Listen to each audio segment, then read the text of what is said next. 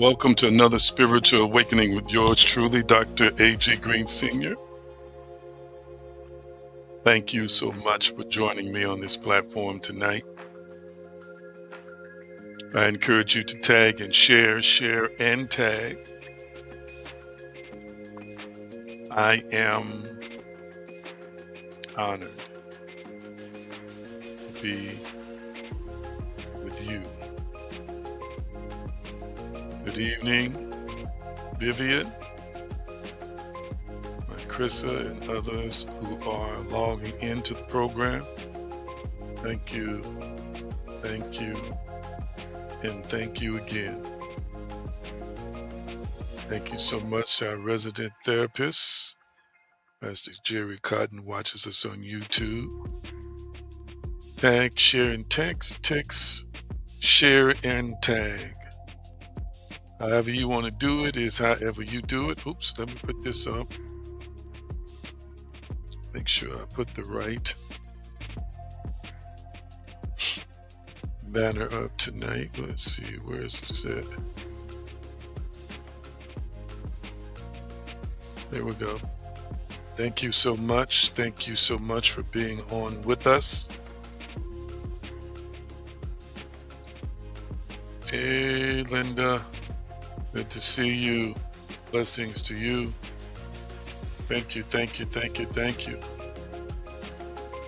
Let's pray, Almighty.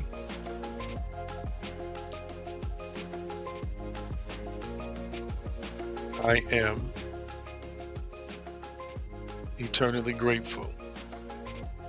Thank you for this august audience. Thank you for this time of connection and reconnection, self-introspection, this time of self-reflection, this time of deepening our intimacy with you and with ourselves. Thank you for guidance. Thank you for the true awakening. Thank you for the revolution. We Yeshua's consciousness, his way, his power. It is so, and so it is. Good to see you and you on tonight. Can anybody else see and hear me well besides Pastor Cotton? Let me know who else can see and hear me well. I want to make sure that everybody can see and hear me well. What a blessing. I say it again. What a blessing it is. What a blessing it is to be on with you this particular evening. We got it loud and clear. Anybody else see and hear me well? I most certainly want to know if you can. And I most certainly would appreciate it if you would let us know if you can. See me and hear me well. I always like to remind you of what Philippians 4:13 tells us. I can do all things through Christ, through the Christos, who strengthens us. Welcome, Hillary. Good to see you. And appreciate you checking in. I'm good. Thank you for asking me. I want you to type in the comment section, everybody, I can. Come on, type it in the comment section. I can, through Christ, through the Christos, with our partnership, synergistic partnership. I can. Yes, I can. Endure all kinds of situations. Matter of fact, I don't just have to endure them. I have the power and the ability to master them. Yes, I can. I can. That's it. Type in the comment section. I can. I can. It's important that you own it. It's important that you know it. It's important that you believe it. It's important that you embody it. I can. I can. I can. Yes, I can do all things through the Christos. What a powerful, powerful knowledge, and a powerful, powerful experience we have when we operate in knowing that I can.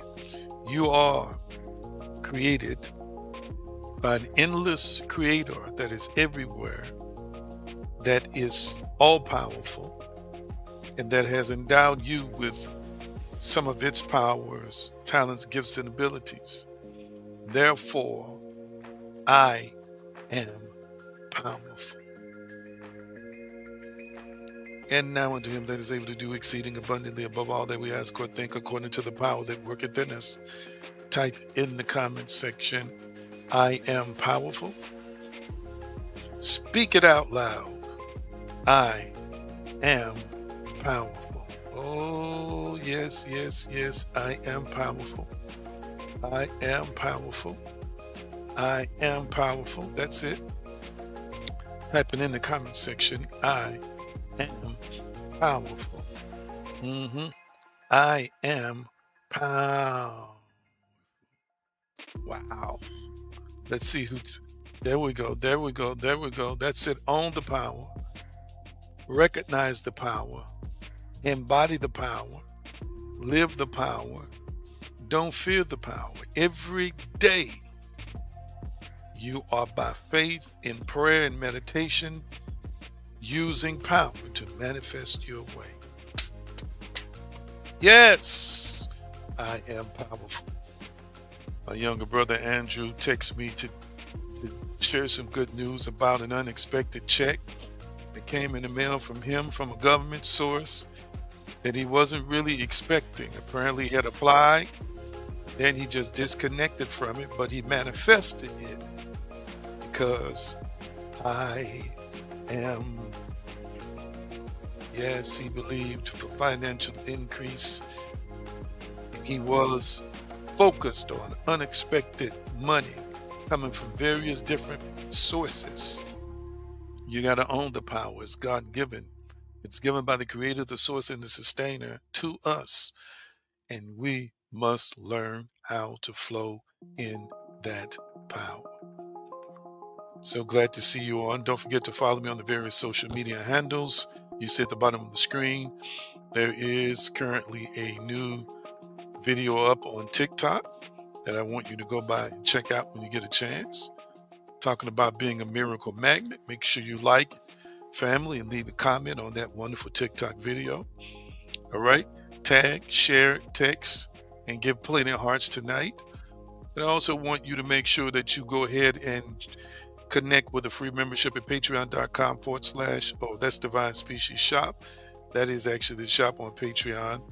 I intended to put up the other graphic to join us as a free member and a paid member, because we'll start doing high level teaching on the paid tiers. Patreon.com/AG Green. Now at the top of the screen, you'll see the header that says Revolution Inc., which is the name of our spiritual community. And by all means, stop by divinespeciesshop.com and order something that's going to bless your spirit, soul, and your body.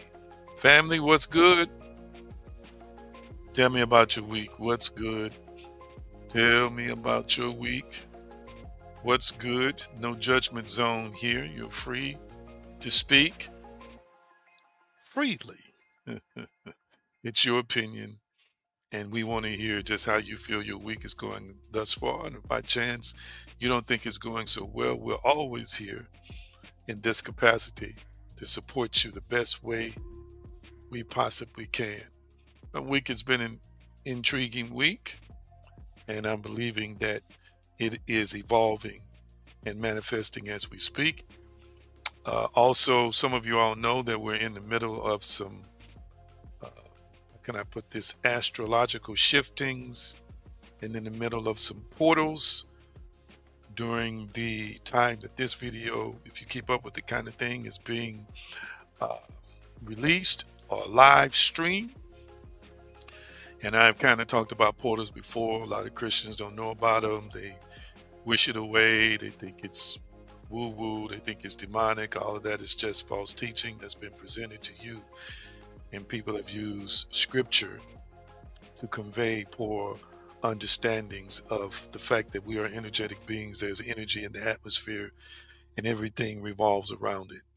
But nevertheless, we want you to open yourselves up for something great. Let's see. My week has been wonderful, exciting, expecting it to end that way as well, says Hillary. Thank you, Hillary. Let's see. Our resident mystic, resident therapist, Pastor Cotton says his week has been going well with expecting manifestations to increase. Wonderful. And Vivian says, blessed and believing God for a miracle. All right. And Krista says, productive, empowering week, feeling great. Awesome, awesome. Ann says, great week. Wonderful, wonderful, wonderful. I'm glad to hear that you're all having the week that you're having thus far. So excited and delighted to be with you and check in with you, because I got to check on my people. As somebody would say, my peoples. I got to make sure y'all doing good and let you know that we're here to support you in any way that we can. Proverbs. We want the text for Proverbs. All right. I'm going to put that up real quickly, that we've been talking from Proverbs 23:7a. And we're going to go to Proverbs 4:23 today also. But Proverbs 23:7a, I want to quickly touch on a couple of spiritual principles today based on some things we've already been teaching. All right. Thank you so much. He says, not a mistake. Let's see. Linda, there you go. Relaxing after a great vacation in Douglasville, Georgia. Wonderful. Douglasville is a nice little town there. I didn't live too far from Douglasville. I used to go in and out of Douglasville from time to time. nice, quiet community, growing, thriving suburb of in the Atlanta, Georgia area. Good housing prices, uh, all of those wonderful things. I'm glad you had a great, relaxing vacation. And I always encourage my supporters, take some time out and enjoy yourself. Take some time out and refresh and relax yourself. How many of y'all remember me talking to Vivian about that wonderful vacation she was going to take? Is Vivian still on here? Vivian, you still on here? Vivian, let us know if you're still on here. Let us know if you're still on here, Vivian. I prophesied and spoke of a vacation over Vivian's life years back, and I think that was last year when she took that awesome, awesome vacation. You know how I know? Because she posted it on Facebook. I think that was last year. Seemed like they went to some resort next to some water in the ocean or something like that. And I definitely, definitely encourage it. Take some time out for yourself. Yes, there she is. I believe in respite. I believe in rest. I believe in relaxation. All right. And, I just got to be me, but, go on vacation, enjoy yourself, experience the daytime and the night life, the day life and the night life. Uh, Watch you some movies, expose yourself to new things, make you some sensual, positive love. Do all of that just to enjoy yourself. See, our resident therapist is asking me, yes, this is self-construct who you think you are, part two. Yes, sir. Self-construct who you think you are, part two. The self-construct, I'm sorry. Self-construct who you think you are, part two. Thank you for reminding me of that, sir. And I will make sure that I briefly touch on that. I'm about to shift into some more teaching, but we needed to remind it. So I want you to type it in the comment section. Self-construct who you think you are. Just type part two, self-construct who you think you are. You see it on the screen, type it. Part two, self-construct who you think you are. Part two, self-construct who you think you are. We want to make sure that we most definitely uh, remember. Thank you so much, because I sure had pulled up some different notes. I'll give you a brief definition real quickly. And again, why am I having these conversations with you? Why am I having these conversations with you? We put it up on the screen. Thank you, sir. Part two, self-construct who you think you are. All right. Let's see here. NIV, he says to you, but his heart is not with you. You vomit up the little you have eaten and will have wasted your compliments. Eat and drink, he says to you, but his heart is not with you. All right. That's the NIV version. Let's see. Maybe this is the first part. For he is the kind of person who always thinking about the cost. I'm trying to see if I'm mentioning this in a row. Uh, Excuse me, in sequence. Okay. Uh, Here's the King James for that, so we won't get confused. As he thinketh in his heart, so is he. Eat and drink, he says to you, but his heart is not for you. I just read the NIV version of that. It sounded kind of crude and conflicting, but that is the text. And I think we 4:23, Proverbs 4:23. We want to see that for a minute. 4:23. And I probably will come back to this text again, 4:23, because it's been several months since I've done a breakdown on Proverbs 4:23 to show you the spiritual and psychological um, realm, what it is anchored and tethered to. But Proverbs 4:23, that wasn't an accident. It's like I had in the moment when I was talking about putting up the scripture for Proverbs 23:7a. It's like it left my mind. And so then I began to search, and it popped up Proverbs 4. When I saw what the text was, I realized it resonated or aligned with what I'm going to be discussing. So I asked the assistants to put it up. Here it is. Keep your heart, which means guard your heart without diligence, for out of it flow the issues of life. Keep your heart with all diligence. Guard your heart with all diligence, for out of it spring the issues of life. And above all else, guard your heart, for everything you do flows from it. Issues, uh, out of it flow the issues of life. So, first of all, let me ask you a question before I begin the teaching. Uh, and let me put a question up real quickly here for our consideration tonight. Oh well. How have you been enjoying the teaching? And how's the teaching resonating with you over the last couple of months? Can you give me a brief summary? I'm curious to hear how it is impacting your way of being, impacting your way of living. Are you connecting some dots? Are you seeing some things within yourself, uh, within your own reality, within yourself, uh, within the world that you perceive to be around you, so forth and so on? I want to see how it's having an impact on you real quickly. Talk back to me. Uh, talk back to me. I just want to see how it is impacting you. All right. I know some of y'all are typing right now, uh, and I'm going to wait for at least one comment to come up.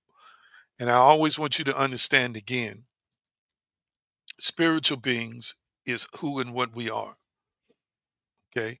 Uh, I am spirit and I am supernatural. That is exactly what you and I are. And I don't merely say spirits or spirits of a lower class. I believe that we are a divine species of a God class. That is what I believe.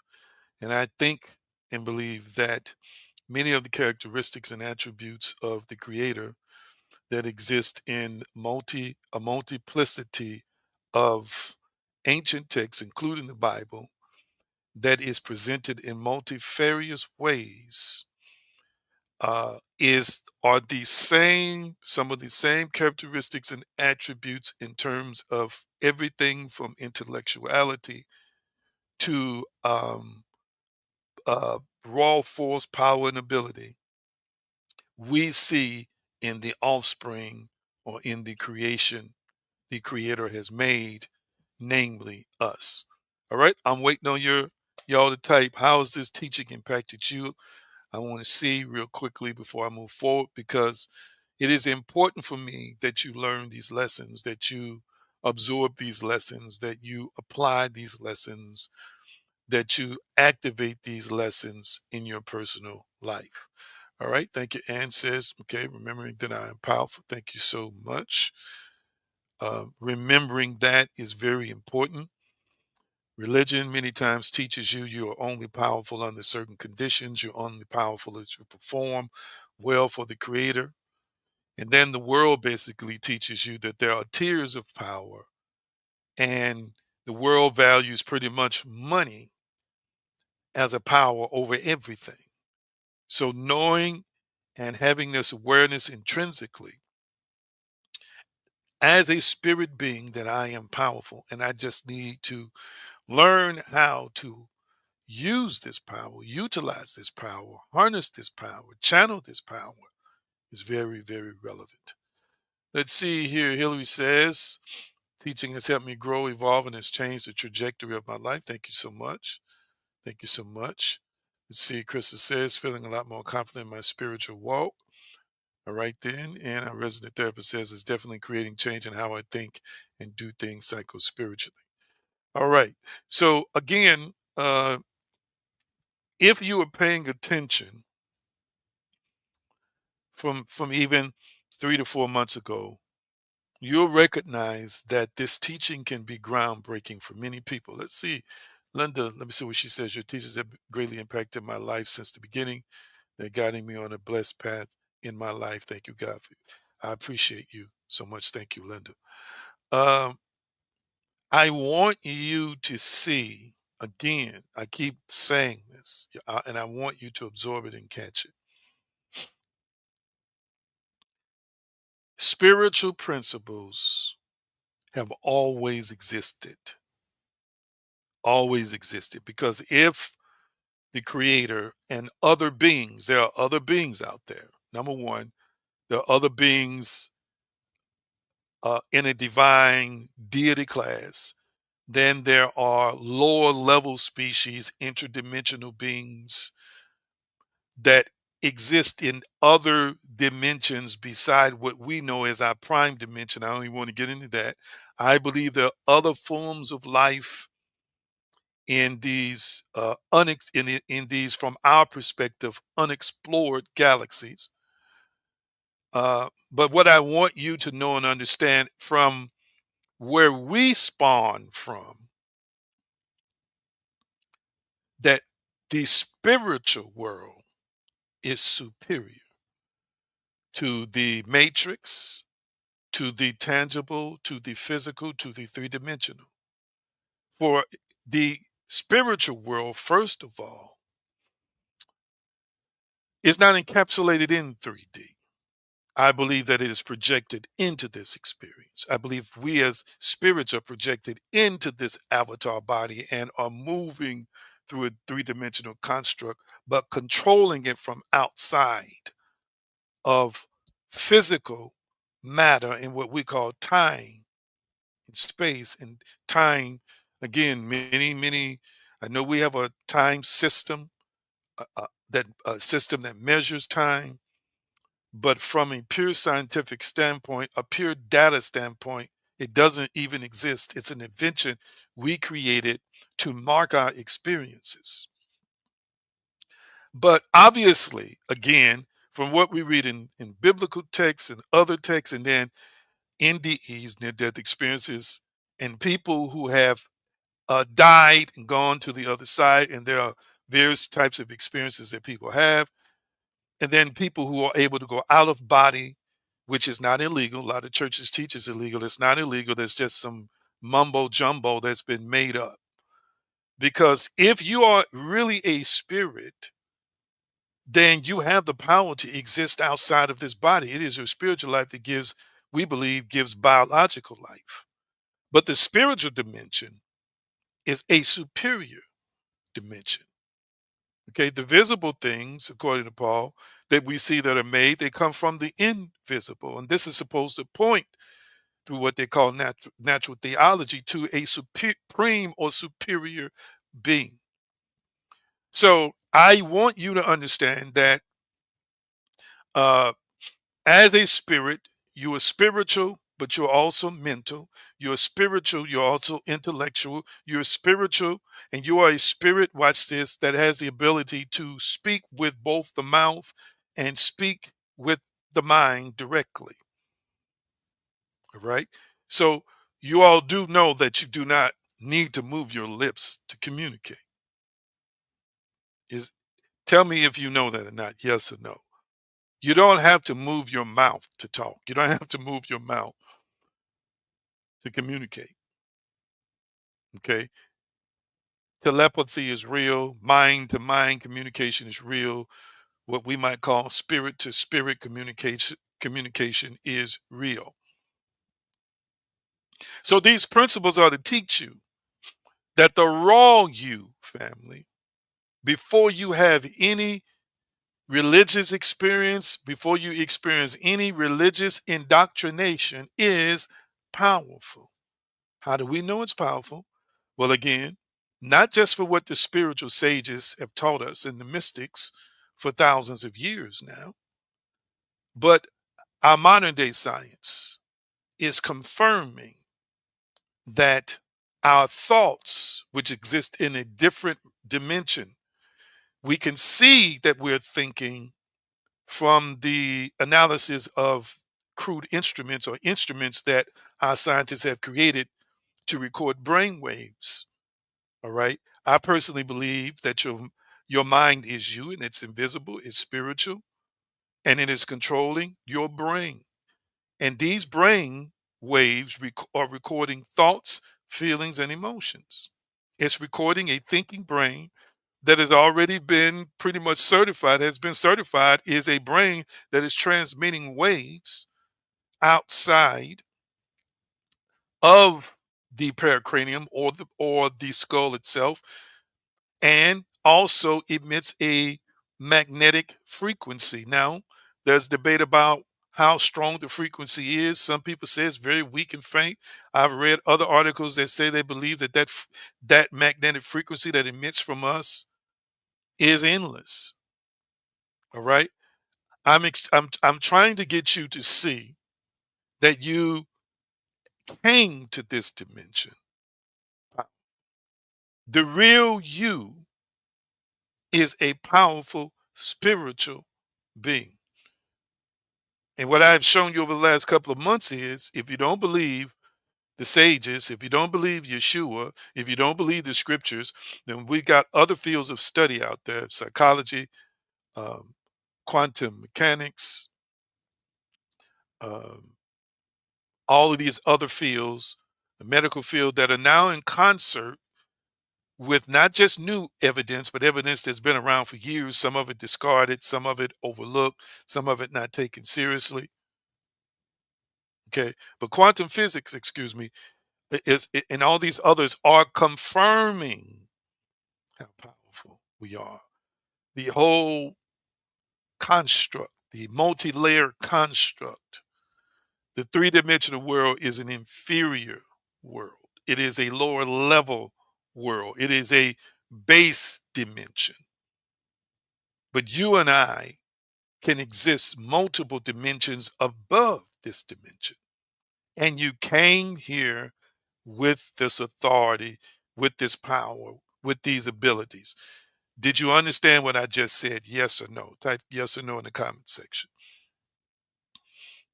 Because some folk who probably turn around, I need him to quote some more scriptures. Listen. First of all, I don't even want to get into that. When I go into Patreon, I'm going to have some very poignant conversations with y'all about some things that I'm not going to talk about here. But I want to tell you this: no matter how many scriptures you know, if you don't know your core spiritual and supernatural identity, family, then it's not going to work for you consistently anyway. If you're operating off of falsehoods and indoctrination and dogmas, then you're only going to live your experience as a spiritual being in a persona that created a persona that is housed in a physical structure. You're going to live within the parameters of that indoctrination. I want you to hear me. I need you to hear me real clearly. So whatever your church taught you, whatever your reverend, your apostle, if you believe all that, then you live within that bubble of teaching, not knowing that there's something endless outside that bubble, not understanding that that's a lens. You think it's everything. You think it's the ocean. It's not the ocean, it's a lake. That's all it is. You think it's a river. It's not a river, it's a stream. That's what I'm saying today. So, this teaching is to show you that outside of what has been presented to you religiously, you are a spiritual, supernatural being who is powerful. Catch what I'm saying today. Catch what I'm saying today. And again, I need y'all to go over to Patreon. First, sign up for free if you don't have the money today and manifest your membership. Because I'm just going to be honest. Can I be frank with y'all? Yes, I've been talking some deep stuff on here, but then I've been holding back on purpose. I've been holding back on purpose. But when I get over there later this year, I'm not going to hold back so much. I always have to feed you slowly. Yes, I got all my receipts. I don't ever talk about stuff without receipts. That's when I come on here, you see I have cite references, I cite books, I cite experts. I don't want you to think, oh, I'm just conjuring this up, making this up, or receive this from somebody else and haven't analyzed it and researched it myself. No, I am a researcher. And I've been blessed and fortunate to have all kinds of spiritual and mystical experiences in my life within religion and outside of religion, and are able to compare the two along with volumes and volumes of information that's out there. And somehow, some way synthesize it within the divine existential construct that the creator is guiding me into and challenging me to embody and become. So I am intentionally taking this route to show you that the spiritual and the mental has an impact on the material. I want you to type it in the comment section. The spiritual and the mental controls the material. Type that in the comment section. The spiritual and the mental controls the material. Type that in the comment section. The spiritual and the mental controls the material. Wow. I don't even know if I'm going to get to my notes today. Type that in the comment section. The spiritual and the mental controls the material. And when I say material, I mean material world, the material universe. Anything that you consider to be, we would consider to be of material essence or material substance, is impacted by the spiritual and the mental. The spiritual you is also a mental you, and the mental you is transmitting through observation or observance in the observer effect from the double slit experiment. When we observe something with intention, watch this, as spiritual beings who exert our mental power, when we observe something because of our rank, because of our power base, because of who and what we are, when we observe those subatomic particles with an intention, then those subatomic particles come into alignment with us as the observer. This is why we showed you the parallels between Mark 9:23, quantum physics, quantum mechanics, and many of the various religions that are tens of thousands of years old, going back to African spirituality somewhere around 200,000 years old. And they're all saying the same thing in different time periods about how the spiritual and the mental is having an impact on the physical, or what we might call the 1, 2, and 3 dimensional construct. Catch that. Did I make any sense right there? Talk back to me. Did I make any sense right there? Talk back to me. Talk back to me in the comment section. Did I make any sense there? I want to hear. I want to hear. Did I what I just said just make sense? So right now you are thinking things, family. And again, if you're just joining us, go back down the timeline and go to YouTube and find these old videos where I've laid out week after week after week with all kinds of empirical data to show you that I'm not just talking to be talking. Right now, you're thinking something that is going to manifest. I know that 100%. Number one, the biblical text that we've been working from for a while, as he thinketh in his heart, so is he. You are the embodiment, the full embodiment and the full expression of what you think, meaning thinking not what you dismiss, but thinking in terms of what you attach emotion to and impress upon the subconscious and accept as a core belief. So for example, if you have a core belief that you are a loser, then you're going to manifest losing. You embody losing, you define yourself as losing, you've taken on the role as a loser because you believe it, because you think that in your heart, therefore you have become that. You are manifesting that. And what bothers me is that we've been so drunk and intoxicated on mythological information that we blame this kind of inner resistance on a devil, on an evil spirit, when it is you as a spirit who believe that you are a loser. And if you believe that you are a loser, you are creating characters in your own movie to provide resistance for you. Ooh, did you catch that? Did you catch that? Because somehow, some way, you believe you don't deserve to be treated as well as other people because you don't see yourself at that level. You're constantly berating yourself. You're constantly over analyzing and being overly critical of who you are. And resistance is showing up in people, situations, and circumstances because you put it there. Your thinking, your thinking is manifesting a reality that's in alignment with what you believe. Hear me. Guard your heart. That was Proverbs 4:23 that came up at the last minute tonight. And again, I'm going to dissect this text again. I spent weeks, probably a couple years ago, on Proverbs 4:23, 2 to 3 years ago. For out of it flow the issues of life. Hear what I'm saying today. And I like the word issues, family, in this text.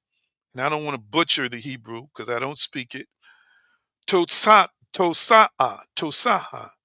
or tusaha. It is in the context of geographical boundaries. Figuratively, it can mean deliverance. It could also mean a source. It could also mean a border. Okay. Now, issues means outgoings, literally means outgoings, that which is outgoing. But I want you to realize it also represents a boundary. So he's telling you to guard or to protect or to keep your heart. For out of you, your heart, the inner you, hear me, flows, okay, the issues or flows the boundaries. So the heart, in the heart, the boundaries are created. I'm going to repeat that. In the heart, the boundaries, the circle around your life, the perimeter of your life, the fence that's put up around your life. Watch this. The limiting or unlimiting beliefs are created by us in the heart. And from the heart, or our thinking, imagining, and feeling part of our being, will flow those issues, aka geographical boundaries, aka boundaries that we set up within the psychological construct. Did I make that make sense? And again, I've quoted from the great mystics, I've quoted from Yeshua, proof texts to confirm this. So right now, the boundaries that exist, now this text uses heart. In Hebrew, it's lab or lab, and it's got a few different definitions, but it refers to intellect, and emotions. Intellect, imagination, and emotions for the most part. I want you to really grasp again, family, that where we think and feel is where the fences are put up. Mm, hallelujah. Where we think and feel are where the fences are put up. My problem is, my concern is, you come here as a spirit, really with no limits. Okay. You say, well, how does that make sense? Because if I jump off a mountain, I'm going to die. Well, not necessarily. I wouldn't advise that. Okay. But you didn't come here to jump off a mountain. You came here to experience this world. And you also came here on assignment. And that assignment doesn't necessarily mean it's not about jumping off mountains. It's about accomplishing other things that most people think cannot be accomplished because of limiting beliefs. Within the perspective of everything is your assignment. For you, it's your assignment. Your everything doesn't necessarily pertain to somebody else's everything because we don't desire the content of what they define to be the thing that they need, want, or desire. Neither is it maybe not necessary for us to attain the level we want to attain. But within the purview, within the observation, family, of everything that is required for us to exert greatness and dominance and so forth and so on to complete our assignment and attain to the highest levels and versions of ourselves, it's all possible. The thing that's lacking is faith. The thing that's lacking is a set of core beliefs uh, that are constantly limiting and binding you. And these core beliefs are contributed in terms of deposits, informational deposits, intellectual deposits, emotional deposits. These deposits are made within us by family, by society, by culture, by religion. Are you hearing me? And even by our own selves. So this takes about guarding your heart, protecting your heart. I got to ask you the question. I got to ask you the question. Have you always known that you needed to protect your heart? Or have you always known when you needed to protect your heart? Because I asked that question because sometimes we're in situations that align with us in the moment. We feel that this is it in the moment in terms of a truth, family, what you've been indoctrinated with. And that's what I'm referring to, that is defining your experience, the teaching, and so forth and so on. It feels right. You grew up in this, you were taught this, and you feel so good about this. You didn't know you needed to guard your heart in many of those instances because, as far as you were concerned, you were already programmed to believe that pretty much everything that was spoken was true. And I'm saying to you today, I'm saying to you very directly that whatever is in your heart is coming out in some form or fashion. And when people start talking about the heart, the first thing they start thinking about is the sinister things. I don't just think about the sinister things. I think about the things that you believe about yourself that are 100 levels lower than what you really are. I'm talking about the things you have in terms of your conceptual framework about God that is so far off, it don't even describe who the real creator, source, and sustainer is. I'm talking about the perceptions or the understandings or the definitions that you have created about existence, about a world that is outside of you, about people, places, and things that you interact with every day, that you give supremacy and power over you. Those are all limiting beliefs that keep us trapped in these prisons. Mm, mm, mm. And it is the people who decide I will no longer be in prison. It is the people who decide there's a world outside these fences. My goodness. They decide there's a world outside these fences, outside the fence. It's the people who decide to explore. Yes, some don't ever come back because some have not don't adapt outside the fences and they are consumed by the new environment. But others do adapt. They learn how to thrive. What I'm saying today. Then there are others who go back, who go outside the fence and then return back to the fences. I came by here to tell you, you were not born with fences. Mm-mm.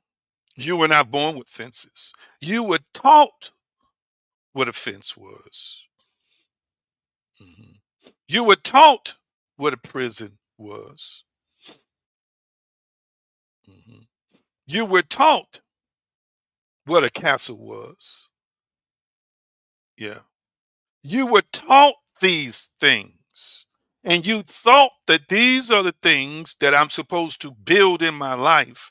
And these things are beliefs that I'm supposed to uphold. And I will be the best version of me if I uphold these beliefs.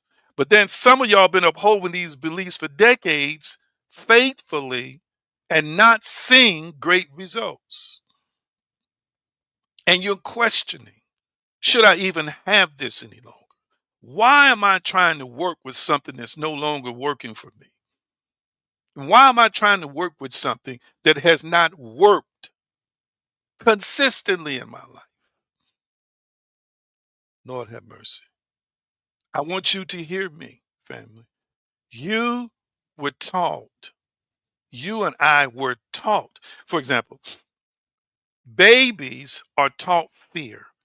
Babies are taught fear by what adults and parents put in them. And don't get me wrong, there's a healthy fear because you don't want them putting their hands in sockets and putting touching stoves and running out in front of cars and things like that, because can terminate this physical existence. We don't want that. But they're also taught fear in limiting beliefs or limiting thinking, that if they don't have money or status, they can't do certain things.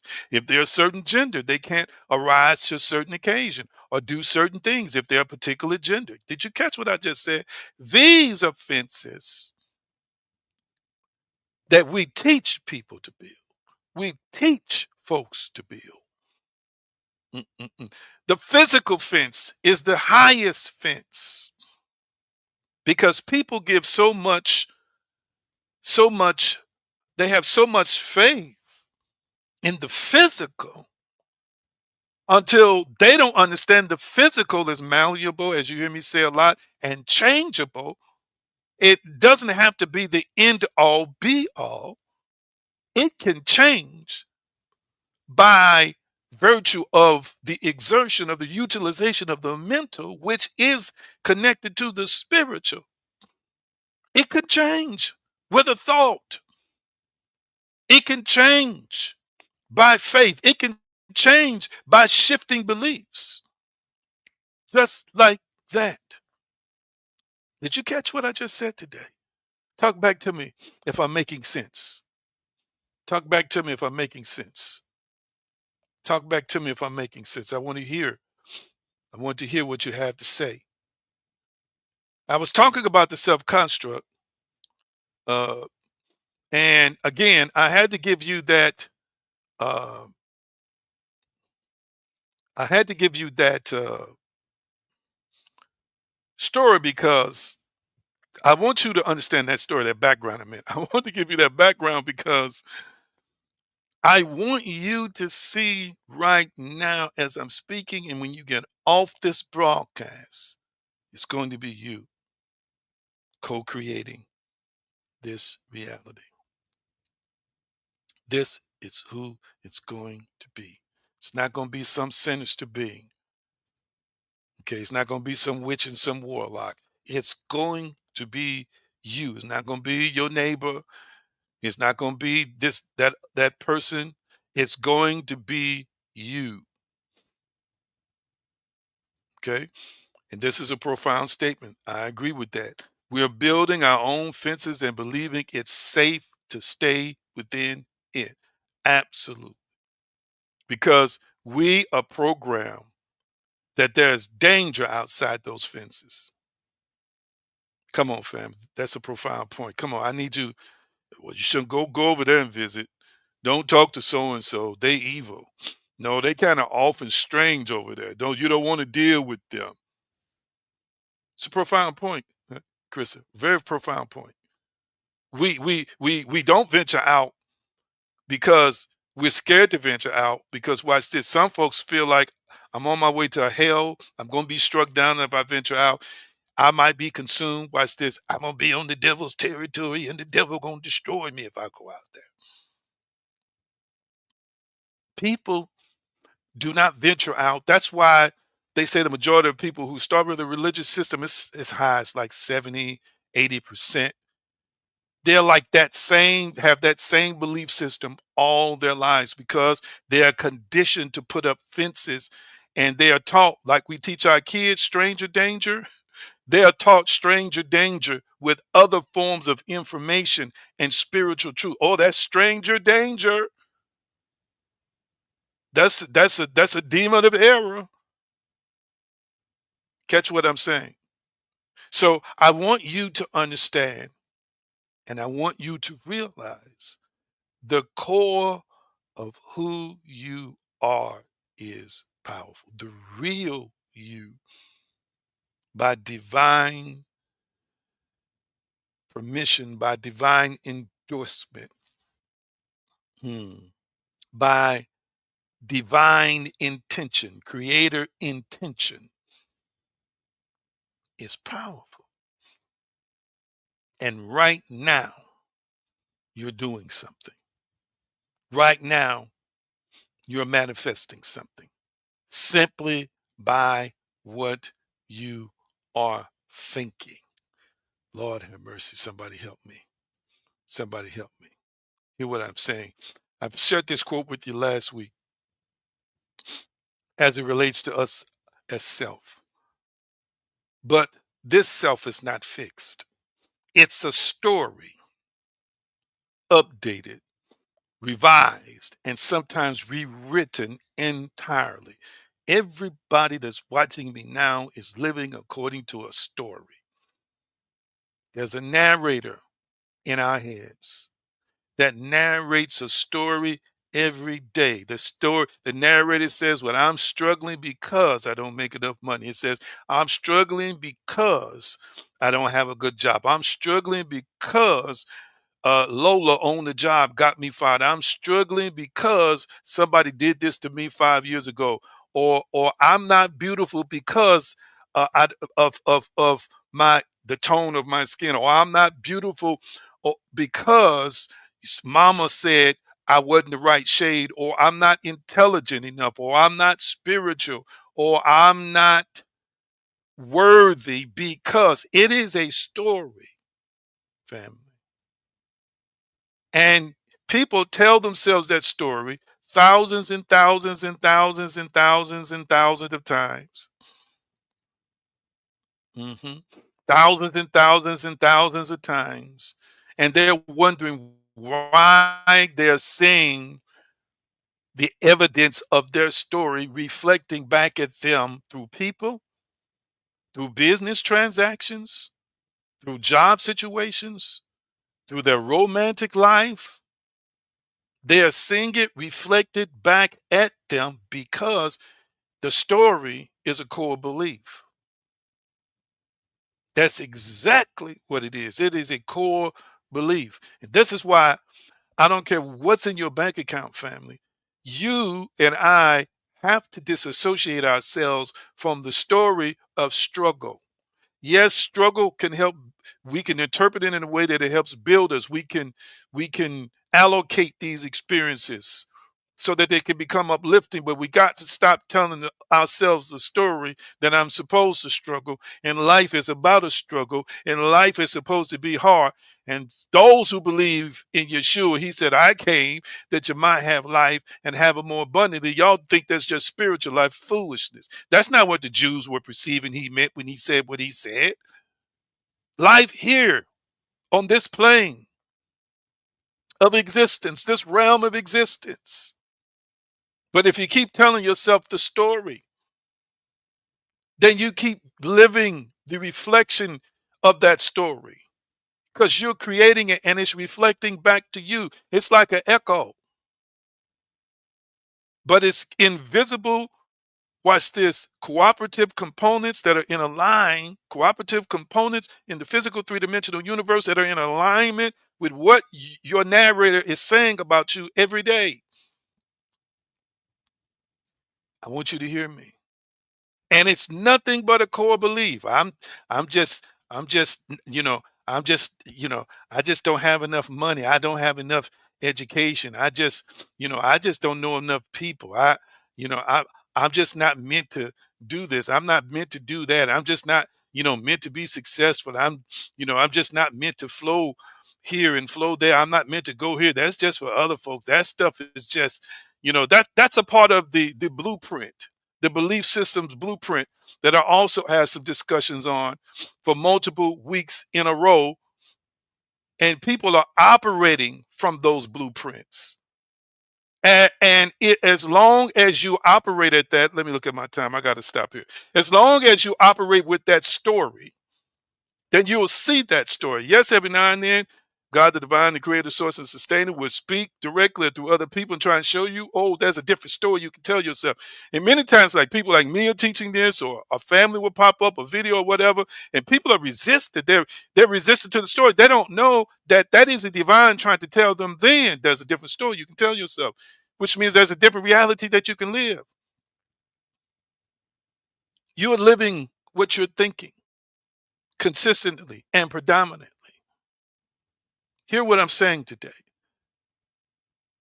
There are many figures in history who have proven to us that you can define the story that somebody else has pinned on you, that somebody else has placed on you.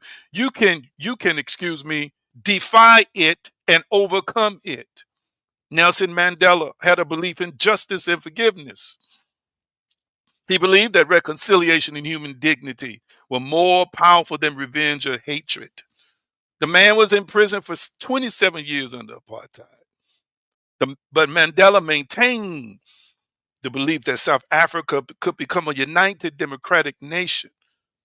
When he was released, family did not seek revenge, but instead he decided he would embrace forgiveness.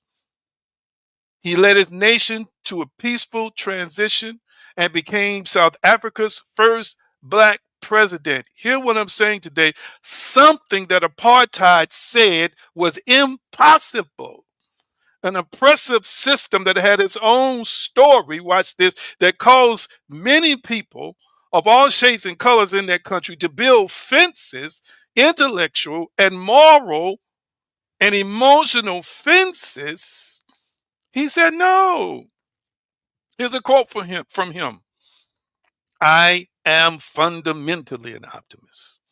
If that's true, then I am also convinced that a leader's belief in the future is essential. Helen Keller had a belief in possibility despite disability. Her belief system was that disability did not limit intelligence, value, or potential. When people were born blind or experienced blindness and other debilitating things at a certain time in human development, they were shunned and looked down on and expected to have very limited, meager success in life. She was born blind and deaf. But she decided Helen Keller could have lived a life of isolation and silence, but with the belief instilled by her teacher, Anne Sullivan, that she could communicate, learn, and contribute. She broke barriers. She graduated from college. She wrote books and became an advocate for the disabled. And here's a quote from her.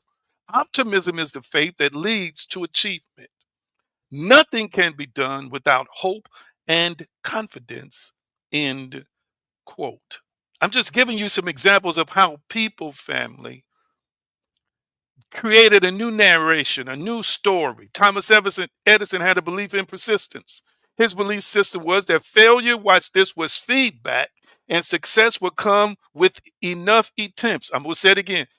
That failure, his belief system was that failure was feedback, and success would come with enough attempts.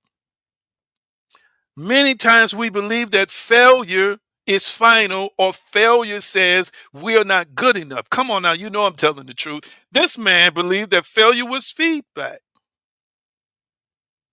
Edison believed so strongly in experimentation and persistence that he conducted over 1,000 failed attempts before inventing the light bulb. And here's a famous quote from him. I have not failed. I just found 10,000 ways that won't work. End quote. Oh my God. His belief that solutions existed despite failure changed the world. Oh my goodness. What are you saying to yourself consistently every day that may cause you to think that failure defines you as a poor person, or defines you as an unsuccessful person, or defines you as an unimportant person?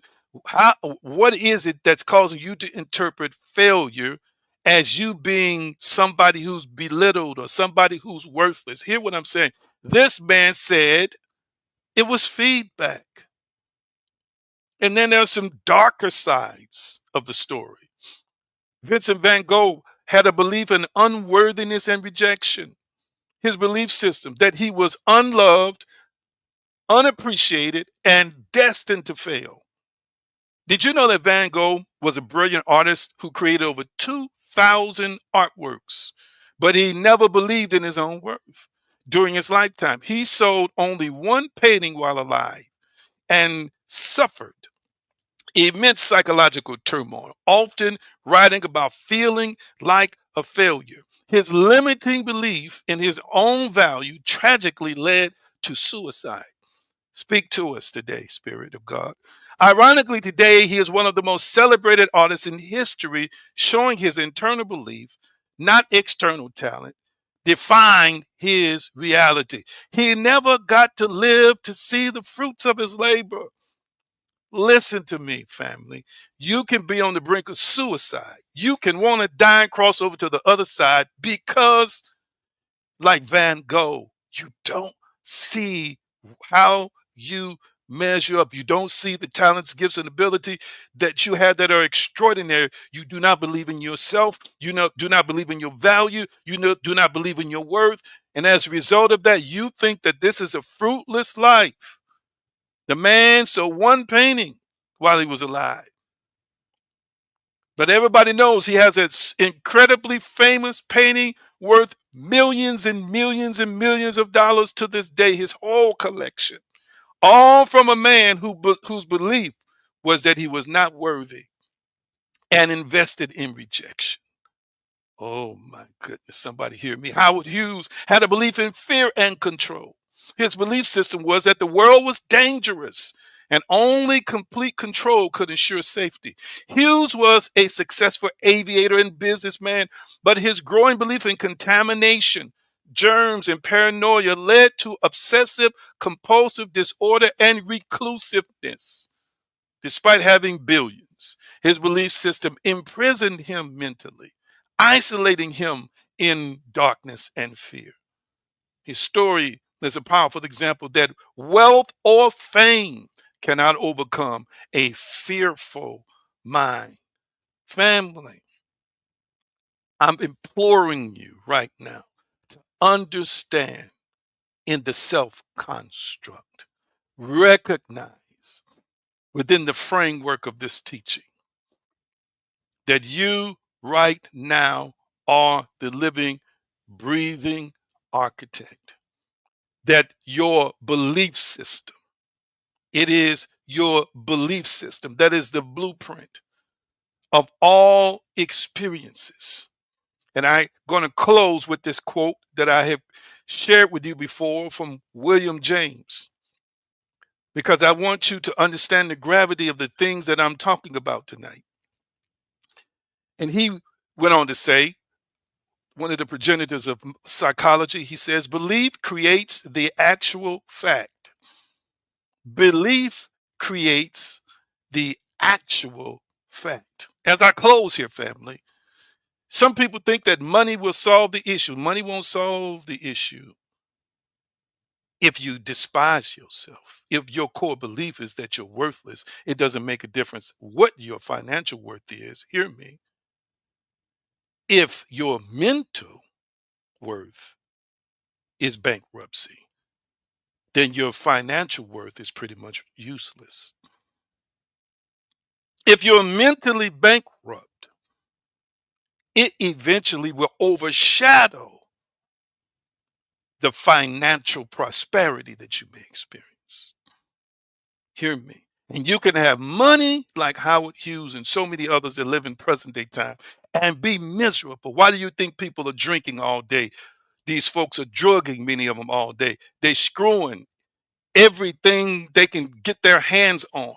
They're constantly trying to do this and to do that, and they got all kinds of money. It's because the core belief in them says something in conflict to the success that they've achieved financially. There's an inner conflict, there's an inner turmoil that's raging, that is constantly dragging them to a hellish existence. Although on the outside, it looks like everything is great, on the inside, they're miserable. And I came by here to help you to just understand and realize that it is the power that you possess. It is the power that you are. Watch this. It is the reality that you are. You are reality, creating reality. You're not just reality looking at reality. You are reality creating reality. As he thinketh in his heart, so is he. That means the inner world is where everything starts.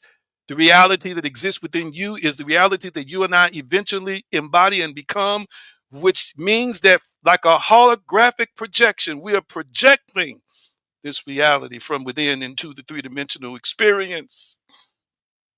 It all starts within us. And I'm encouraging you right now in this moment.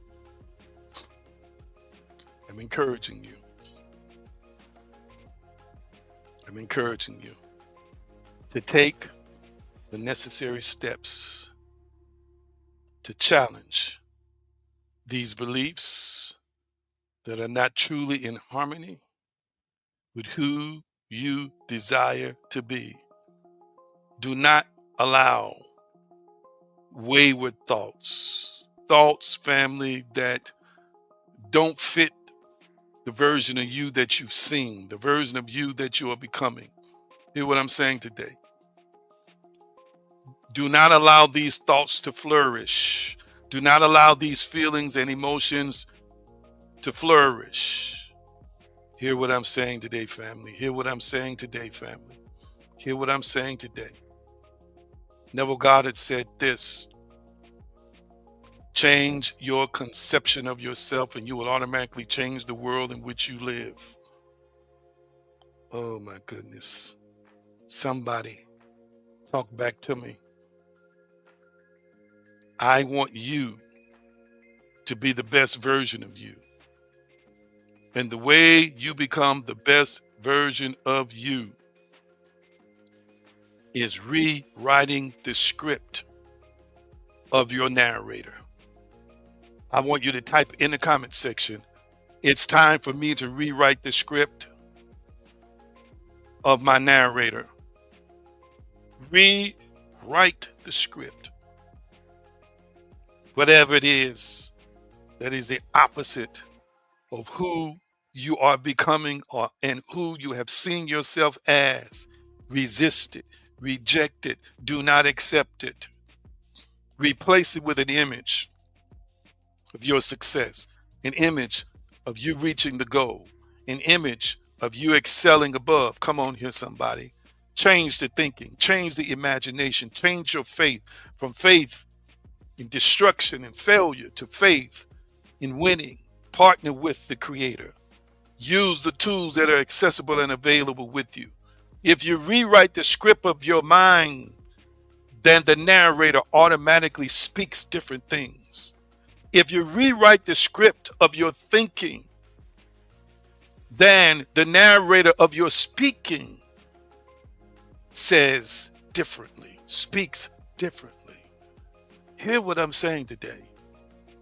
The narrator is the thinker. Change it, family. Change it. Do you see how Thomas Edison reframed it? His failures were not really failures to him, but feedback where he could learn lessons. But instead, we will drown in our failures for years. We will drown in poor decisions for years. We will make people allow people to point their fingers with us and hold us hostage for something that was an error. But did you learn? What did you learn? What feedback did you get? And what changes and adjustments did you make? Ooh, I felt that one. Hey, my God. Somebody hear me. Somebody hear me. Almighty, I thank you for everybody who's watching me now. In our self-construct, we open ourselves up to embrace that we are a divine spiritual species of a God class. We came here powerful. We will not allow fences, no more fences to be built, no more inspirations to build fences and walls from misinformation and religion and other things. We are inherently, by divine birthright, the offspring of a sovereign being with DNA, power, characteristics, and oneness with it. And therefore, we own the power every day We speak the scriptures that resonate in our hearts. We live the spiritual principles that are old, they're older than the conceptual framework of time itself. We bless you right now for the ascension that's taking place.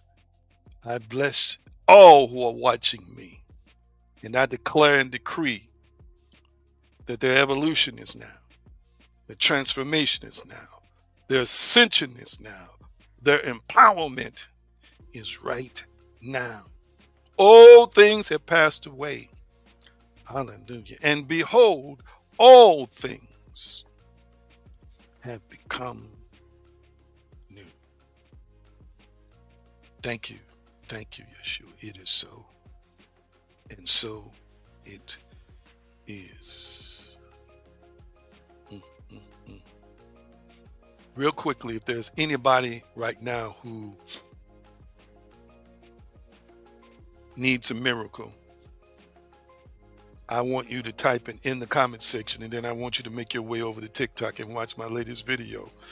But I want you to declare and decree this saying. I want you to type it in the comment section.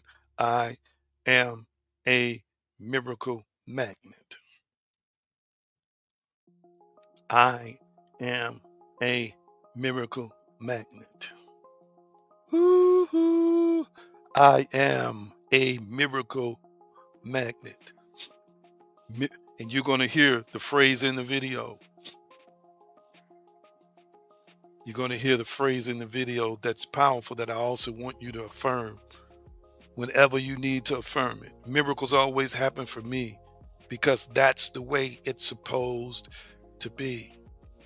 I felt that one. I want you to use the giving opportunities on the screen.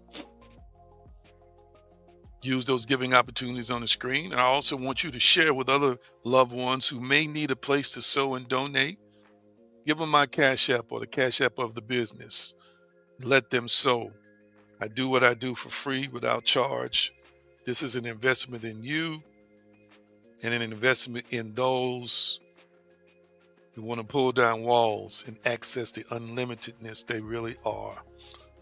Thank y'all so much. Yes, I am a miracle magnet. Can you feel that? Feel it while you're saying it. I am a miracle magnet. Feel it. Feel it. Feel it while you're speaking. Feel it while you're saying it. $AG Green or $AG Green Enterprises. Or just visit theaggreen.com and you can go to the donation page, and there are other ways you can give there as well. There's also a new page up on the site, and I'm just going to say this. I'm not just saying this, and let me end it because I'm a licensed insurance agent. I'm saying this because, and it's not just to people of African descent, it's to all people, but a lot of our audience is people of African descent.